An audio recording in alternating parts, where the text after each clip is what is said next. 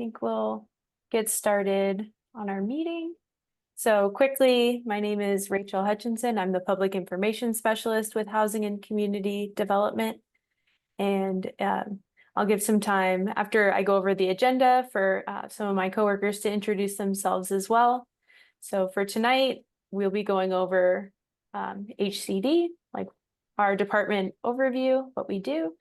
And then we will be going into the overview of p-chip and the draft plan, p-chip grant making, and then feedback on the draft and grant making, and then we will adjourn the meeting. So I can lead it over to my coworkers to introduce themselves before we get started.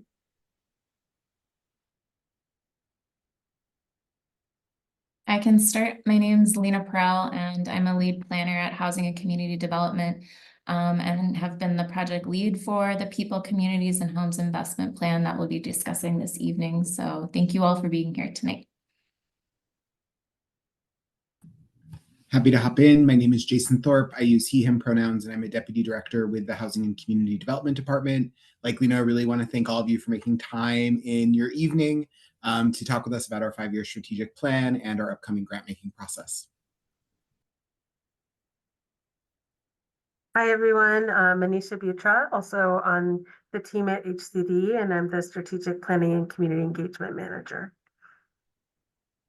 And she, her pronouns. Hi, good afternoon. I'm Ernesto Portillo, Public Information Officer for Housing and Community Development. Thanks, everybody. And before we get into the meeting too, I wanted to go over just our community agreements that we have for this meeting. The first one being be fully present. So just limit any distractions that you may possibly have during this meeting, just to make sure that you can be fully present during the meeting. And then the second one would be respect. So respect yourself, respect others, and respect the space. Third one being, this is one mic. So when someone else is talking, wait for them to finish before you respond to that. And along with one mic and this being a virtual meeting, just make sure that your audio is muted when you're not speaking or asking a question. And if you have a question or would like to speak, please raise your hand before unmuting. Then the fourth would be listen for understanding. So appreciate what others are trying to say during this meeting. The fifth is take space and make space. So we want to hear from everybody. And if you're usually somebody who likes to stay quiet during the meetings, see this as an opportunity to give us some feedback. And the last community agreement is accept and expect a lack of closure. We will not solve everything in this one meeting, but we hope to do so in the future.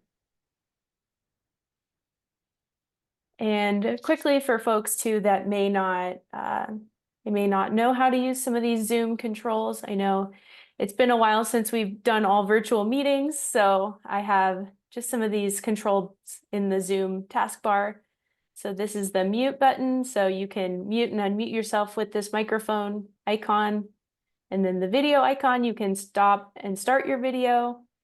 And then the participants icon, you can see who is currently in the meeting. The chat icon, so you can access the chat window and chat during the meeting with us or with other participants. So if you do have a thought that you want to share during the meeting, you could put it in the chat feature as well.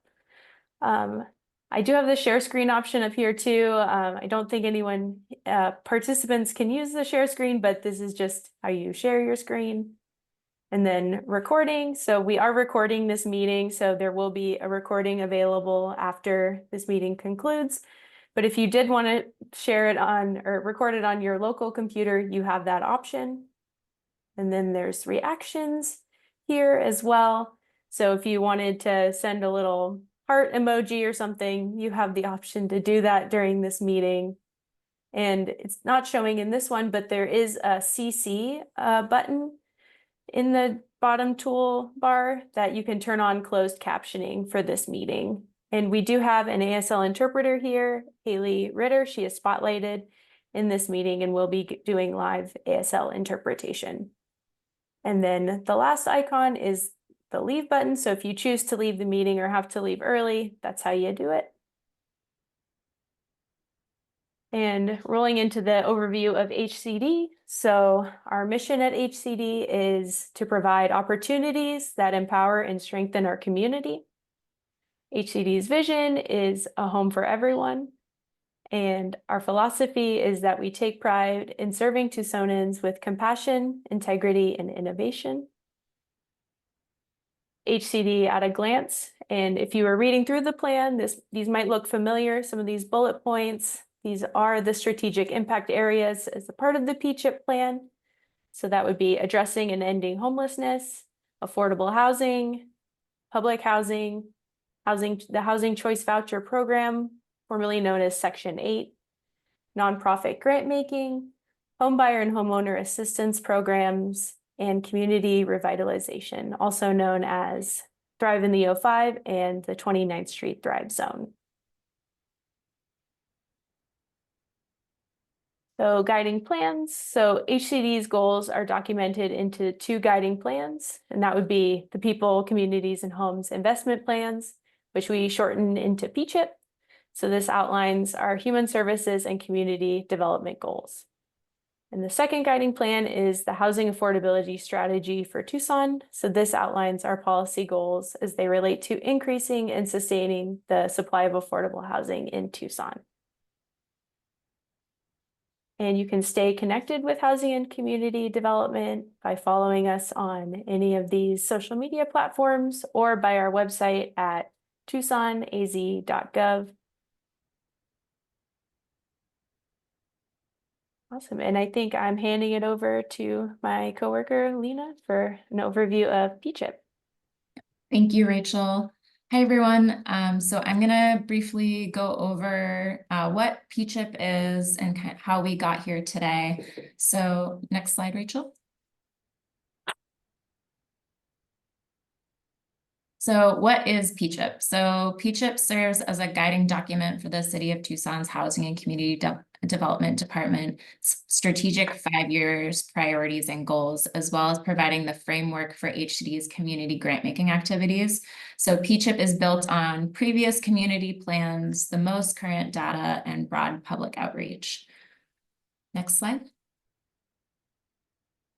So why people, communities, and homes? So at the heart of p-chip and HCD's work are 3 interconnected areas, and that is people, communities, and homes. And HCD aims to create equitable pathways to opportunity, ensuring that all individuals living in Tucson, regardless of their background or circumstances, experiences dignity, belonging, and success. And we see that a critical step towards equitable opportunity is providing safe, quality, affordable homes. And that's where that pathway to opportunity begins at home comes from. And we additionally think that this path encompasses more than just housing, but it extends to the extensive essential services that people need. So those pathways to opportunity start with people, what they need to thrive, and the characteristics of our communities that support us collectively. So that pathways to opportunity also include our communities. Next slide, please. And we just wanted to kind of show where the strategic plan p-chip lives within all these city plans. So Plan Tucson serves as the city's general plan and is currently undergoing an update. p-chip is a specific plan that falls under Plan Tucson. So unlike Plan Tucson, p-chip can outline more detailed actions and targeted priorities, allowing for that deeper focus on housing and community development. And just how we got here tonight, talking about our draft plan. So we started in April and through June, kind of doing that initial data literature review, looking at those existing plans. And during that same period was going through an extensive community and stakeholder engagement period. And then into the summer, started taking all of that feedback that we heard from the community and stakeholders and processing that, going through it, and going through recommendation development, whereas in the same month in July, drafting that plan, going through some internal review and revisions in August to where we are now in September, which is now our community and stakeholder review. We'll get into what next steps are a little later on in the presentation, but that's kind of how we got here. And I'm going to go into a few specifics from this timeline Next slide, please. So just kind of doing an overview of our spring community engagement. So we had 3 kickoff events in person at El Pueblo Community Center and Donna Liggins Recreation Center. We also hosted a virtual kickoff on Zoom. We were at various city and community events throughout the months of April and May. Some planned Tucson events, Southwest Fair Housing Resource Fair, Ward 1's Dia de la Niñas event, many more. And then we also hosted 12 focus groups throughout the month of June on various topics. And those topics were about folks with lived experience of homelessness, services for youth and young adults, affordable housing, community safety, economic mobility, HCD internal staff, housing justice, housing services and programs, older adults, persons with disabilities, and homelessness. And all of those topics for those focus groups kind of came out of what I'm talking about at the end, which was our community survey. So our community survey had 479 responses from community members, and we distributed the survey through different survey cards at events, recreation centers, at libraries, other city departments, advertised on social media, press releases, and newsletters. Next slide. And so we're not going to go through the full survey results tonight, but you can check that out in the draft plan. But one I wanted to highlight was our survey response for what do you see as Tucson's biggest challenges in creating equitable access to opportunity for all its residents. And you can see kind of the top 4 things that kind of came out were lack of affordable or attainable housing options, homelessness, crime and safety, and poverty. Next slide. So tonight we're talking about our draft of the plan. So the draft is currently up and available for public review and feedback until Tuesday, September 24th. So 1 week from today, you can view in the draft plan and fill it out. The feedback survey, if you haven't already, at p-chip.tucsonaz.gov. There'll be a link right when you get there that goes directly to the draft plan and that survey feedback form if you want to provide specific feedback on certain sections. Next slide.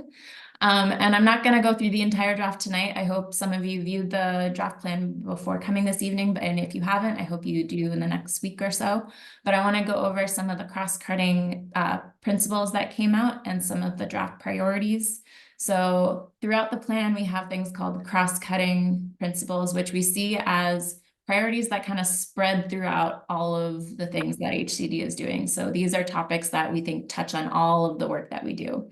Number 1 is connection and belonging, racial and social equity, climate resiliency, the Prosperity Initiative, building a workforce to deliver priorities, and expanding availability of funding and resources. So we think in order to deliver on all of our priorities, these are all things that have to be considered. Next slide, please. And just going through our draft priorities, again, but underneath each of these priorities, there are draft goals and there's draft actions, and those, as they go down, get more and more specific. So I definitely encourage you to view the draft and read it thoroughly if you haven't already. But just to go through our priorities, these are in no order. These are just kind of the way that we outlined them in terms of people, communities, and homes. So we have priority A, which is solve homelessness. Priority B, optimize behavioral, emotional, and physical health. Priority C, reduce poverty and ensure dignity for all. Priority D, support equitable and sustainable neighborhoods. Priority E, increase affordable and attainable housing options. Priority F, expand homebuyer and homeowner assistance opportunities. Priority G, ensure healthy, sustainable, and safe homes. And priority H, improve equity in housing. And I'm going to pass it over to Jason, who's going to talk a little more about our p-chip grant making funding process. And then after that, we will kind of break into 2 breakout rooms, one that is about draft feedback and one that's more about the grant making process. And then we'll switch, or you can stay in the same room, and we'll go into a little more detail about that after Jason goes through our grant making process. Great. Thanks so much, Lena. So as Lena mentioned, p-chip really serves as a guiding plan for our entire department. And so it both sort of functions as the strategic plan for the Housing and Community Development Department, but also really drives our nonprofit grant making.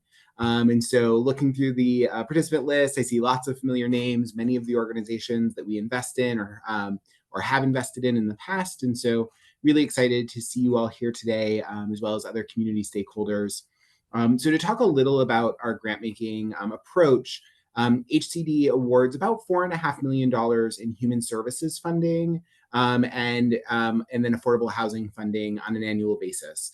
And so we do that through a combination of federal funds, so some funding through the Home Investment Partnerships Program, the Community Development Block Grant, the Emergency Solutions Grant, and the Housing Opportunities for Persons with AIDS Grant, as well as, and so about $3.1 million total. That varies by year, somewhere between $3.1, $3.4 million usually, in those federal funds that we're able to pass through to local nonprofit partners. And then just under $1.5 million in funding that is allocated by mayor and council. So those are local general funds that are allocated by city leadership specifically to invest in human services delivered by nonprofit organizations. And so our goal there is really to recognize that our department and the city as a government body certainly can't achieve all of the goals of p-chip alone. We have to do that in partnership, and that some of our greatest partners are the nonprofit community. So the way our grant making occurs, we begin with a competitive solicitation or request for proposals. We commonly refer to that as a call for projects. And the call for projects is released every 2 years. And so the next competition, that next call for projects, will be released in November of this year. And so reason for that is Lena sort of showed, and we'll talk a little more later about the timeline for the p-chip approval. We anticipate that this round of p-chip, the plan, will be approved by mayor and council in late October.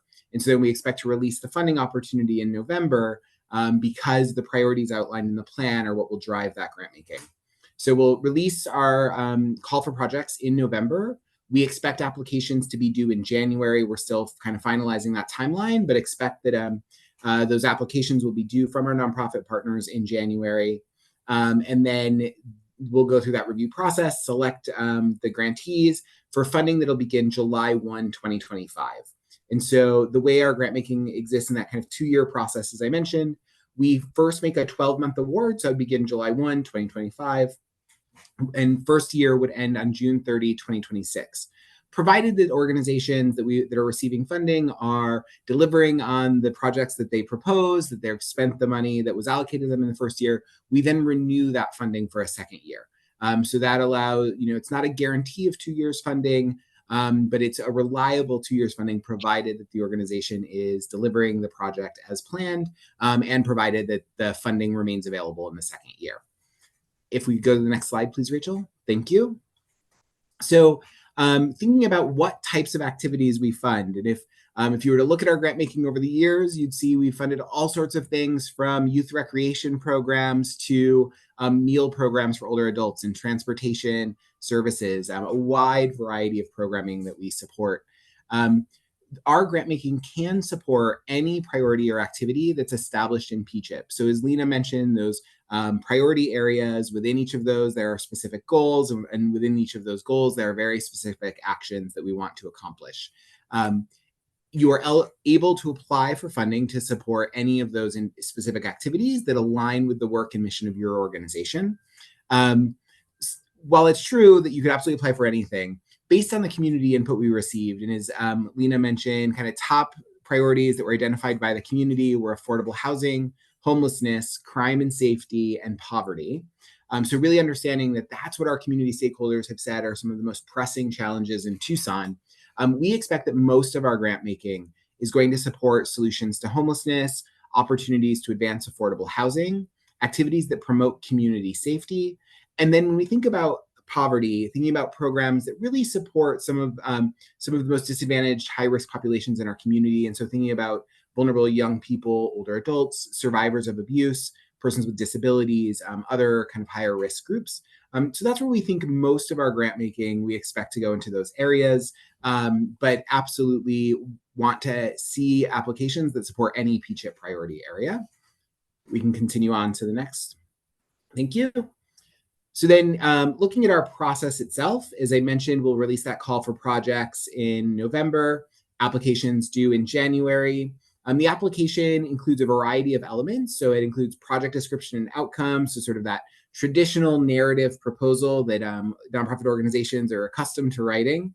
But then there are some special features of our that we require at the City of Tucson. And so one is that we really look at the project and organization's approach to advancing racial and social equity. There's an entire analysis that's conducted about equity impact with our grant making. We also require that some mandatory policies and procedures be provided so that we can see the model under which services are going to be provided and some of the structure. A variety of organizational documents. These are pretty standard things like proof of 501c3 status, those kinds of items. And then a project budget so we can understand how our funds specifically are going to advance the activity. Once those applications are received, the evaluation process is multi-step. So we begin with a threshold review where our staff are really just looking to make sure, did the applicant provide all of the required materials? Is everything here? And so the application appears to be eligible. Also, if you're applying under a federal program, we're looking to see if the application is allowable under that federal program. So in threshold review, we're mainly checking for eligibility and then completeness of the application. When there are minor deficiencies that we find in threshold review, we send those back to the organization with a short amount of time to respond and make those corrections. What we never want to see is a great project not have an opportunity to get funded because of some minor technical error. So we give up organizations the opportunity to remedy those kinds of technical issues. Once we've gone through that threshold review process, the next step is that we bring those proposals that have passed threshold review to a community review panel. And so we recruit just community members from various wards throughout the city, as well as some city staff from other departments who participate in these review panels and score each application independently and then together as a group. And so to really identify which projects have the greatest likelihood of having the most significant impact in our community. One of the things that we know is that we will never be able to invest enough to support all of the great programming that is submitted to us for application. And so we do our best to make decisions that reflect kind of the greatest impact in our community, but understanding that we have to turn away a number of really great projects simply because of the amount of available funding. So the review panel has that tough work of making those kind of primary selection recommendations. Those come back to our department where we conduct that equity and impact analysis, where we're really looking to see about equitable distribution of our funding, how our work and the work of the organizations we want to invest in will produce more equitable community results, uplift members of our community who have previously been disenfranchised or disadvantaged. And then once we've gone through that analysis, the director of our department makes preliminary recommendations to mayor and council. So those preliminary recommendations are reviewed at a regular public study session of mayor and council. So that'll be a published event. Applicants and any other community member is able to be present through that conversation. Mayor and council then may request changes to the funding recommendations made by the director. Our office then goes back, make those changes based on mayor and council's input, and then bring back the final list of funding recommendations for approval, which again happens at a regular mayor and council meeting, this time at a standard meeting, not at a study session. And so there is an opportunity through the call to the public for members of the public to provide input into that final funding recommendation list. Mayor and council then approve funding decisions, and then those decisions are final at that point. With that, we can go on to the next slide. Yep, thank you, Jason. So as we said, we're gonna have 2 breakout rooms. Room 1 is gonna be draft plan feedback, questions and comments, and room 2 is gonna be the grant making and funding process if there's questions or comments or feedback about that. What we're gonna do is have the breakout rooms be open for about 30 minutes, but Rachel will send a message to all of the rooms about 15 minutes into it and say, if you'd like to switch breakout rooms and you wanna go to the, let's say you're in the grant making room and you wanna go to the feedback draft plan room, you can switch. If you would like to stay in the one specific room the whole time, you're also allowed to do that. And before we do that, Rachel, if you wanna go to the next slide, just briefly. Just so I can get this in about what next steps are. So after tonight, will be, again, the review for the public feedback on the draft plan will be open for another week until Tuesday, September 24th. And then we are looking to get a final draft to Mayor and Council for adoption in, get a final draft in early October. So we're ready for Mayor and Council adoption at the end of October, and that will be at a regular Mayor and Council meeting, I believe. So that will be coming up, and we'll have that specific date when it goes to Mayor and Council for adoption. We'll make that known when that date is, once we get that final draft all ready. So Rachel, if you could go back to the last slide, just to the breakout rooms to remind people. So Rachel will open the breakout rooms. Again, I think you should be able to select which breakout room you would like to go to. And again, after 15 minutes, if you would like to switch, you can switch the breakout rooms and go to the other, or stay in the one that you're currently in. And that's where you'll, again, have, if you have any questions or comments or anything, we'll do so in those breakout rooms. So Rachel, whenever you want to open those rooms.